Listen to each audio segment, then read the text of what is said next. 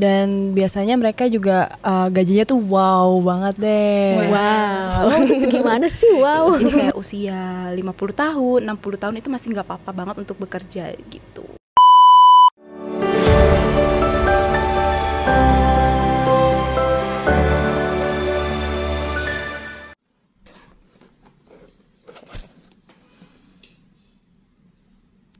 Sama Puts, sesi bersama Piputs. Setelah 5 hari berkelana di Malaysia, tentunya penasaran dong apa aja sih yang kita dapetin dari hasil penelitian kita di Malaysia? Penasaran dong. Kalau udah gak sabar pengen tahu apa sih yang kita lakuin di Malaysia, yuk kita simak di video podcast berikut ini. Halo semuanya, kali ini kami dari SDG akan menceritakan pengalaman kami terkait penelitian kami tentang kerangka kognitif pekerja migran Indonesia. Nah sebelumnya kami akan menjelaskan apa itu SDG. Coba Iras. Oke, semuanya terkenalkan, nama aku Iras dari Ilmu Kesejahteraan Sosial FISIP UI angkatan 2021 dan aku sekarang jadi peserta ESDG-nya nih. Jadi ESDG ini adalah E-Sociology of Digital Governance and Economy. Jadi sebuah MBKM yang diinisiasikan oleh Departemen Sosiologi FISIP UI yang berbasiskan riset. Nah, kebetulan tahun ini kita nih ke Malaysia nih risetnya. Jadi pasti bakal seru banget nih pembahasannya. Gitu. Oke, jadi kemarin kita pada tanggal 27 Oktober sampai 1 November kita sudah melakukan riset kami di Kuala Lumpur, Malaysia. Nah, kebetulan untuk tim kami ini menelitinya itu dari arah bagaimana sih kerangka kognitif para pekerja migran Indonesia di Malaysia. Nah, kelompok ini juga mewawancarai gitu ya. Para pekerja yang berada di kelompok blue collar dan juga white collar. Nah, untuk kali ini kami akan membahas terlebih dahulu apa itu yang disebut dengan pekerja blue collar. Mungkin saudara Ardi. Oke, baik, terima kasih Kak. Oke, sebelumnya perkenalkan saya Ardi Manalu dari jurusan Ilmu Kesejahteraan Sosial FISIP UI. Nah, untuk blue collar sendiri adalah pekerja kasar yang biasanya merupakan buruh ataupun pekerja kasar lainnya yang biasanya gajinya tuh dihitung berdasarkan lama pekerjaan ataupun dalam satuan jam begitu. Oh gitu. Nah, boleh nggak nih diceritakan mungkin sama Iras gitu ya, bagaimana pengalaman yang kalian lakukan di Kuala Lumpur kemarin? Mungkin kayak pertama kali datang itu bertemu dengan siapa, narasumbernya siapa, dan bagaimana sih yang kalian tangkap kerangka kognitif yang ada di para pekerja migran blue collar. Oke, terima kasih nih atas pertanyaannya, udah mulai seru nih ya kayaknya pembicaraannya. Karena kita akan terbang ke negara sebelah, ke negara Malaysia, tepatnya itu di Kuala Lumpur ya teman-teman. Jadi kita tanggal 27 itu kita landing siang di Malaysia. Dan aku dan juga Ardi langsung ke Pertimik nih. Ardi tahu gak nih Pertimik itu apa? Nah, untuk teman-teman yang mungkin baru pertama kali dengar, Pertimik itu adalah Persatuan Pekerja Rumah Tangga Indonesia Migran. Jadi intinya ini sebuah persatuan ataupun perkumpulan di mana para ibu-ibu biasanya pekerja rumah tangga berkumpul untuk menyampaikan aspirasi mereka sebagai pekerja migran di Indonesia ataupun di Malaysia begitu. Oh, ibu-ibu ya? Banyaknya ibu-ibu di. Iya, selama kita di situ ya semua ibu-ibu sih. Oh, Kak. Iya. Jadi gini Kak Piputs. Selama kita di sana tuh kebetulan lagi ada acara ya dia. Jadi ada acara kayak workshop gitu mengenai menulis, dan kebetulan pekerja rumah tangganya itu ibu-ibu semua gitu. Jadi kayak kita senang juga dan kita disambut dengan hangat oleh anggota Pertimik gitu. Jadi berasa saudara sendiri, berasa ibu sendiri gitu ya, rasanya. Betul. Oh gitu. Oh, lalu setelah kalian bertemu para Pertimik nih gitu, apa sih kerangka kognitif yang kalian tangkap? Mungkin ceritakan dulu ya kerangka kognitif itu apa sih gitu, supaya teman-teman yang menonton kita ini tahu gitu bahasannya itu akan seperti apa. Oke, jadi dari yang aku tangkap nih selama perkuliahan, jadi kerangka jadi kerangka kognitif ini adalah bagaimana cara atau pola berpikirnya seseorang mengenai hal yang memengaruhi mereka mengambil suatu tindakan gitu. Jadi kita mau lihat nih gimana mereka memutuskan kenapa sih harus bekerja di Malaysia, mengapa memilih jadi pekerja blue collar dan semacamnya. Apa benar seperti itu Kak Piput? Ya, menurut Diva. Menurut Ardi gimana? Bener nggak apa yang dibilang sama Iras Diva? Kalau menurut saya kurang lebih setuju ya. Dan secara luasnya, kerangka kognitif ini bagian dari teori Jans Becker, seorang ilmuwan sosiolog. Dan dia mengemukakan bahwa dalam pasar itu, menurut sosiologi, ada 3 elemen yang paling berpengaruh, yang saling mempengaruhi begitu. Ada network, jaringan, ada institusi atau lembaga, dan juga ada kerangka kognitif tadi. Nah, intinya kerangka kognitif ini berisi pandangan ataupun persepsi yang dimiliki oleh individu yang menuntun dia untuk melakukan suatu tindakan tertentu begitu, Mbak. Nah, dalam konteks pekerja migran artinya kita akan melihat bagaimana kerangka kognitif yang mereka punya yang membuat mereka ingin bekerja sebagai migran di Malaysia begitu. Terus gimana nih kerangka kognitif mereka setelah kalian wawancarai? Oke, seru banget nih ya, udah mulai masuk ke terutama blue collar ya. Blue collar gitu. Konteksnya blue collar. Dan aku mau ngasih tunjuk sesuatu dulu nih teman-teman. Jadi apa tuh? Jadi kemarin saat aku ke Pertimik sama Ardi, kita dikasih 2 buku ini Kak. Nih Kak Piput boleh lihat deh. Oh wow, Lika-liku pekerja rumah tangga migran Indonesia ya, yang mau baca boleh nih dibaca. Sangat produktif ya. Iya, jadi di sana kan mungkin kalau kita itu memandang pekerja rumah tangga itu seperti sesuatu hal yang rendah atau bagaimana, dan ternyata tuh enggak loh teman-teman. Mereka tuh anggota Pertimik ini sangat aktif dan juga menyuarakannya juga sampai ke PBB, ke KBRI, dan mereka juga sampai bikin buku ini mengenai visi misinya, dan juga bikin buku komik mengenai kehidupan mereka, lika-liku mereka, dinamika mereka menjadi pekerja rumah tangga. Jadi itu sangat membantu kita dalam melakukan research ya mengenai kognitifnya ini gitu. Jadi lika-likunya apa nih? Lika-likunya macam-macam banget. Kalau dari Ardi boleh cerita nggak nih, Di? Oke, mungkin balik lagi ketika hari pertama kita nyampe di Malaysia ya, kita langsung berkesempatan melakukan wawancara nih. Saya sendiri melakukan wawancara ataupun in-depth interview dengan Ibu inisial I sebagai pekerja rumah tangga yang merupakan anggota Pertimik juga. Nah, selama wawancara yang saya dapat simpulkan adalah ibu ini memilih untuk bekerja di luar negeri karena alasan gaji dan juga kesempatan kerja. Nah, Ibu I sendiri berasal dari Jawa Timur, dan setelah lulus SMA, Ibu I merasa kalau peluang kerjanya dia yang ada di daerah asalnya itu sangat kurang begitu, Mbak. Dan beliau takut tidak dapat bersaing untuk mendapatkan pekerjaan. Nah, akhirnya beliau memilih untuk bekerja di luar negeri, dan awalnya beliau inginnya ke Arab Saudi begitu, Mbak, untuk kerjanya.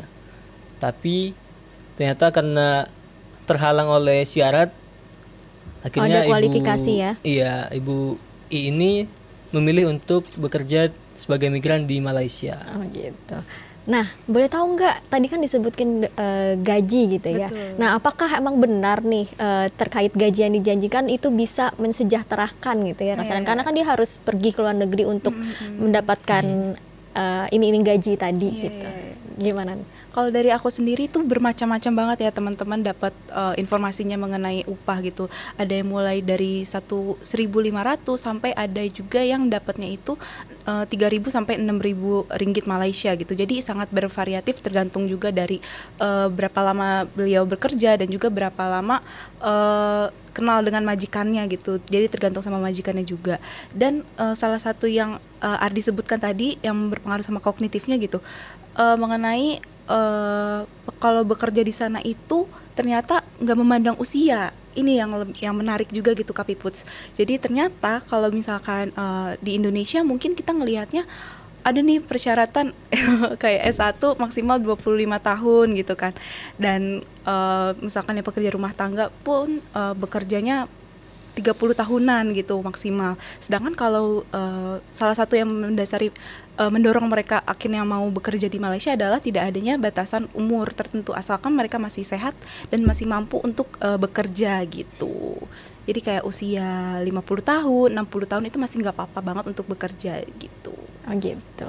Oke, jadi inilah pandangan-pandangan sebenarnya masih banyak ya. Mungkin nanti bisa kalau masih kepo gitu ya, kelanjutan penelitian ini akan seperti apa. Nanti kita tunggu ya artikelnya yang akan segera terbit ya. Iya. Jadi udah cukup dari Blue Collar. Sekarang kita akan mendengar bagaimana sih cognitive frame, kerangka kognitif dari sisi para pekerja white collar. Oke, setelah kita bahas tadi pekerja migran dari sisi Blue Collar, nah sekarang kita akan bertemu dengan narasumber yang mewawancarai pekerja migran dari white collar. Nah, sebelumnya nih, apa sih pekerja white collar itu?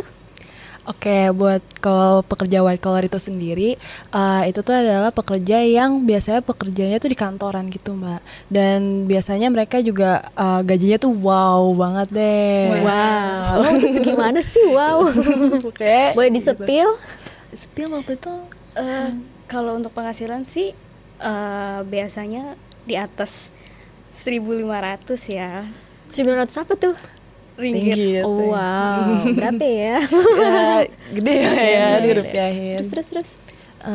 Terus kalau waktu kita di Malaysia itu aku dan Via itu berkesempatan buat melakukan FGD nih ke pekerja white collar ini, dan kita juga jadi tahu banyak ya soal gimana kayak mereka bekerja di Malaysia gitu sih. Nah, kalau white collar ini kan kalau tadi blue collar itu rata-rata ART, buruh. Nah, kalau white collar ini mereka pekerjaannya apa aja tuh? Yang kita ngelakuin FGD itu biasanya mereka tuh kerjanya di bank gitu sih, Kak. Oh, Gitu, Ada di kantoran. bank, IT, bisnis logistik gitu. Iya, sih. divisinya beda-beda. Oh, gitu. Yang profesional lah. Oh, lebih profesional ya. Terus jenjang pendidikan mereka tuh apa ya? S1, S2? Ya rata-rata sih kalau yang ditemuin kemarin S1, range-nya S1 sampai S3 sih. Wow, S3 ya. Terus apa nih kerangka kognitif mereka selain soal gaji yang wow tadi gitu ya, yang mendorong mereka gitu untuk memutuskan menjadi pekerja migran Indonesia? Dari siapa? Kalau dari wawancara yang kita lakuin kemarin sih, yang kita tangkap itu mereka ngelihat Malaysia itu sebagai salah satu hub Hub Iya. ya. Dari berbagai exposure di segala Asia Tenggara gitu. Jadi mereka bisa lebih mendapat kesempatan, misalnya mau ke negara lain gitu. Jadi lebih banyak exposure internasional ke mereka gitu. Oh, jadi kayak jadi batu loncatan gitu Iya, ya. betul. Wow. Jadi sebenarnya mereka ingin mendapatkan yang lebih lagi gitu ya di sana. Bukan jadi kalau dari sini aja saya udah bisa melihat ya bagaimana perbedaan kerangka kognitif antara yang white collar sama blue collar ya. Kalau white collar tadi kan lebih ke untuk mensejahterakan diri. Maksudnya mensejahterakan diri itu kayak apa ya? Ya grow up sih sama-sama Iya, grow up betul. ya. Cuman kayak lebih berjuang ya. Kalau Iya. misalnya yang di white collar ini lebih ke ya Untuk tadi batu dirinya sendiri. loncatan. Itu untuk apa ya? Grow up itu beda gitu ya. Mendapat opportunity yang lebih bagus. Gitu. Terus Kalau yang aku tahu dari mereka itu mereka juga ngebandingin Malaysia itu sama negara Singapura, karena kalau kata mereka itu gajinya itu sama Singapura tuh sama, tapi juga budaya kerjanya itu lebih santai kalau misalnya di Malaysia. Jadi mereka lebih nyaman tuh bekerja di Malaysia tapi dapat gaji tuh juga tinggi seperti di Singapura. nah, ada dorongan-dorongan lain nggak yang membentuk rangka kognitif mereka gitu, misal dari lingkungan sekitarnya mereka itu kan dari dirinya sendiri ya gitu ya. Misalnya oh ya gue ngelihat dari temen-temen tuh bisa dari Malaysia, kan tadi bilang mau ke luar negeri lain gitu. Apakah memang sudah ada gitu dari Malaysia temannya yang jadi ke Rusia, ke Jerman atau kemana gitu? Kalau yang dari kita dengar sih mereka udah nyaman di Malaysia Sebenarnya sih. walaupun tujuannya pengen loncat tapi Iya, udah nyaman ya.